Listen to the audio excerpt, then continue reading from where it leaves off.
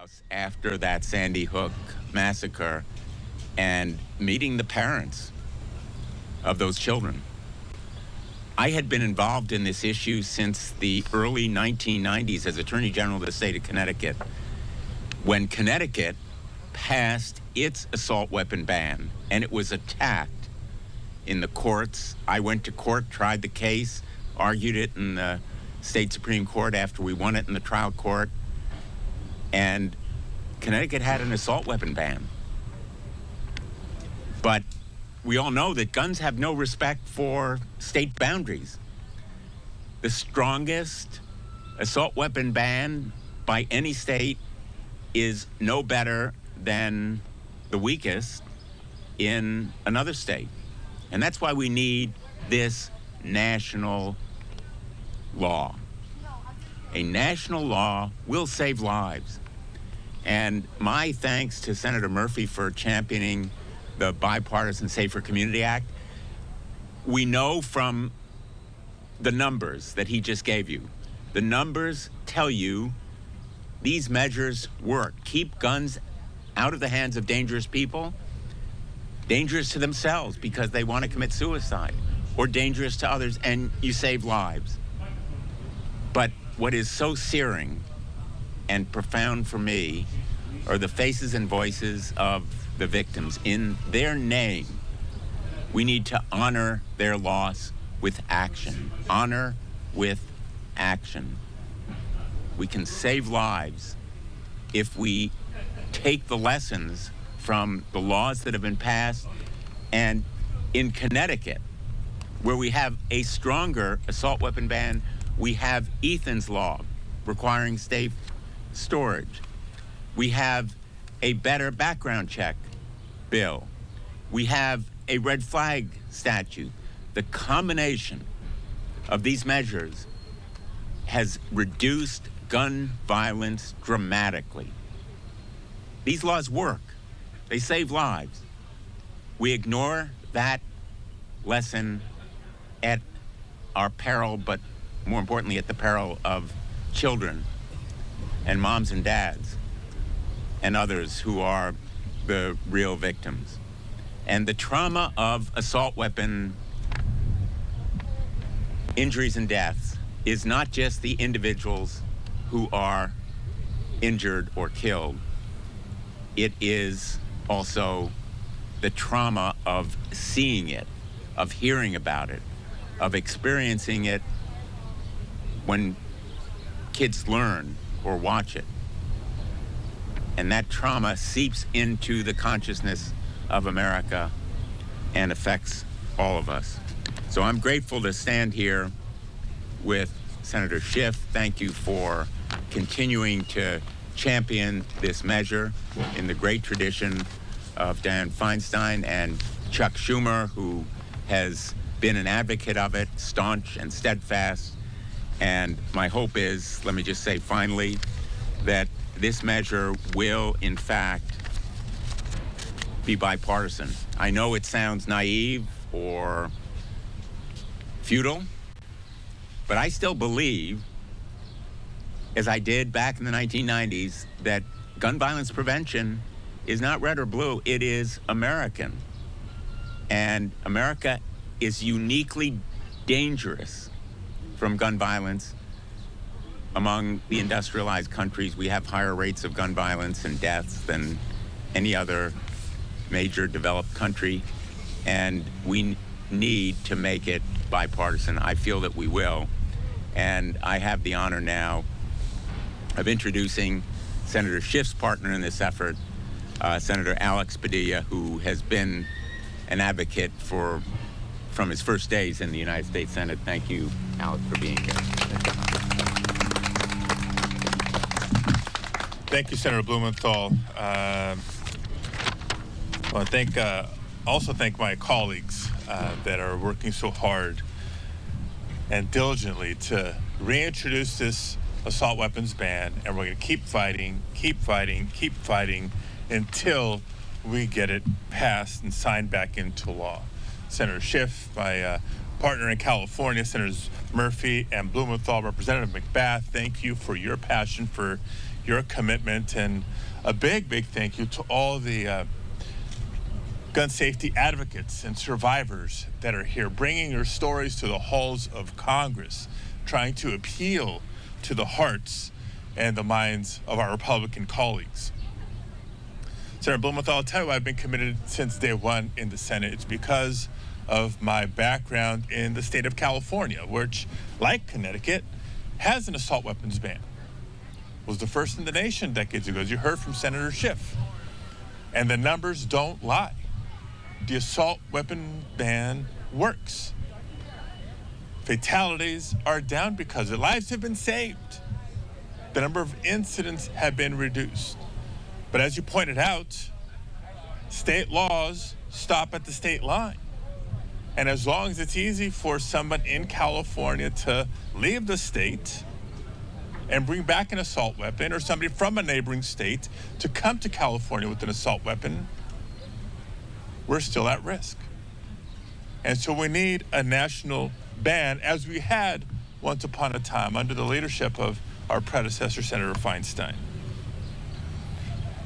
We're at a point where each year a new town in America is added to a heartbreaking list. A list that includes Columbine, Newtown, Parkland, Uvalde, Monterey Park, and many, many more. Now, I stand here not just as a senator, but as a proud father of 3 school-age children. It was troubling enough the first time one of my kids came home and I asked them, so how was school today? In California, we're not unfamiliar with fire drills and earthquake drills. But when a child comes home explaining to parents what an active shooter drill is at school, it should make us all mad that that's what we are living in the United States of America in the year 2025. It doesn't have to be this way.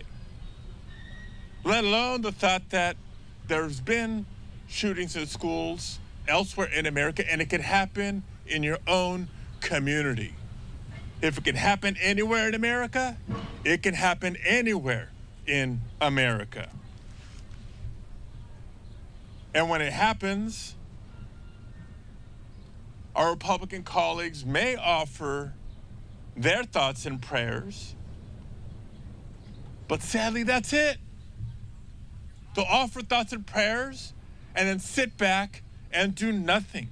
If they do anything, it's they actively block our efforts, like advancing an assault weapons ban and other common sense gun safety legislation. The country deserves better. And for those who hear the false argument that, oh, what about the Second Amendment? This is not about the Second Amendment. This is about saving lives. And it's not that complicated. As you've heard, the questions are actually very basic. Should military assault weapons be on the streets of our communities? No. Should weapons of war be found in our grocery stores, at concerts, in houses of worship? No. Are our Republican colleagues more loyal to the gun lobby or to the constituents that elected them to make their communities safer? So yes, today we are proudly and adamantly putting the assault weapons ban back on the table because we know these bans can save lives. We know they reduce the number of mass shootings. And we know that if we fail to act, more Americans, more children will die. So we're calling on our Republican colleagues, please have the backbone, have the courage to stand up and protect your constituents, protect our communities, have the courage to put people over profits. And to all the advocates that are here, and especially those who are watching at home, please don't lose hope. Nearly 3 years ago, Under Senator Murphy's leadership, we did pass the first gun safety legislation in 3 decades in America. And we know full well we did not do it alone. We did it because of your voices and your advocacy and your activism. You made a difference then, you're going to make a difference again. So as long as we're willing to fight for our children, we can't lose hope. There is hope. Call your members of Congress. Organize. Speak out. We can and we must win this fight.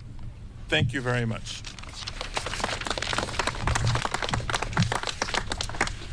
So I wish that Matt Holden's story didn't exist. Matt Holden was in a nearby classroom in Sandy Hook Elementary the morning of that shooting, a story that he can tell. But he remembers being told to be quiet, huddled in a corner by the janitor as the gunman was just steps away. He has chosen to take that trauma and demand change. So we're really glad here today to be joined by a number of courageous advocates, including young men and women like Matt, who have been survivors of these mass shootings. Matt is currently a student at George Washington University. He has been a very active member of the Newtown Action Alliance, and I'd like you to give him a big, warm welcome.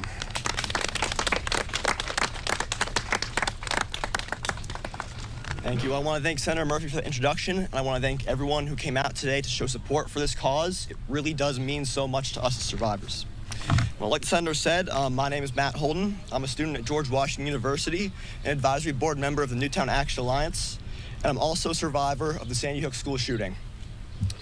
12 years ago, when I was just 6 years old, I hid in my first grade classroom as a gunman armed with an AR-15 and high-capacity magazines, hunted and murdered 20 of my friends and classmates and 6 of our teachers in less than 5 minutes.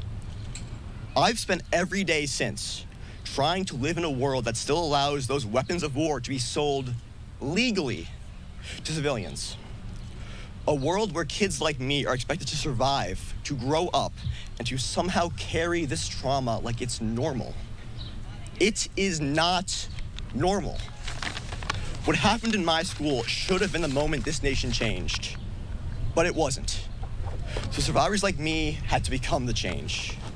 Alongside the families from Newtown, Parkland, Uvalde, and other communities impacted by AR-15 shootings, I have walked the halls of Congress. We've shared our pain. We have begged lawmakers to put lives before politics. And in 2022, we helped pass the assault weapons ban through the House of Representatives. We did that. Survivors did that. Not because we wanted to, but because we had no choice. Today, I want to thank Senator Schiff, Blumenthal, Murphy, Padilla, and Representative McBath for reintroducing the assault weapons ban of 2025. This bill is the product of years of tireless organizing by people who lost everything and chose to turn their grief into action. It honors the legacy of Senator Dianne Feinstein, and it represents the strongest, most comprehensive legislation we have to get weapons of war off our streets. AR-15s do not belong in our homes or our schools. High-capacity magazines do not belong in our communities. These are not tools of self-defense. These are tools of mass murder. We know it. The gun industry knows it. Congress knows it. I'm 18 now. I go to class. I study for finals. I try to build a future for myself and my future family. But every time I hear about another school shooting, I'm back in that classroom in Sandy Hook. I'm back to being just 6 years old, hiding, listening, waiting to die. That memory doesn't fade. It just hardens into resolve. We don't need thoughts and prayers. We need courage. We need action. And we need every single member of Congress right now to decide if they're going to stand with us, the survivors, or stand with the industry that arms the next shooter. Pass this bill now. so that no other child has to grow up with a lifetime of trauma. Thank you.